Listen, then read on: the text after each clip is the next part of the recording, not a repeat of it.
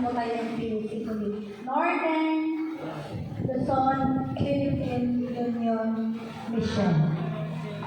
Ang kabila naman po ay Southern Luzon Philippine Union Mission. So, SLEX at NLEX sila po tayo.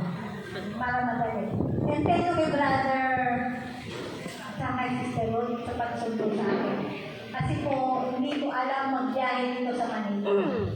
We have stayed in Palawan for the last 14 years in our ministry. Si Pastor Malaban po ay nagserve ng Pangulo ng Palawan Mission at ang inyong lingkod ay Director ng several departments ng ating church. Kami po ay nagkasama ni Kay sa medical mission ng Atlantic Union Conference noong February. Kaya po naimbitahan ako ay ang inyong lingkod hindi po tumatanggi. Kahit hindi alam yung pupunta, hindi tumatanggi. Dahil panawagan ng Panginoon, kaya po ako nandito sa inyong mga. Ang dadalhin ko po sa inyo ngayong tanghali ay hindi po yung sarili kong sermon. Kundi kaya na nabanggit ng ating presider, ngayon ay anong month? June? So pag June, ano pong emphasis meron? Mother's Day. Women emphasis. Pero very ironic. Why? Because tomorrow we'll be celebrating, the world is celebrating the Father's Day. Pero we're celebrating today what? Women emphasis. Okay lang po sa mga tatay.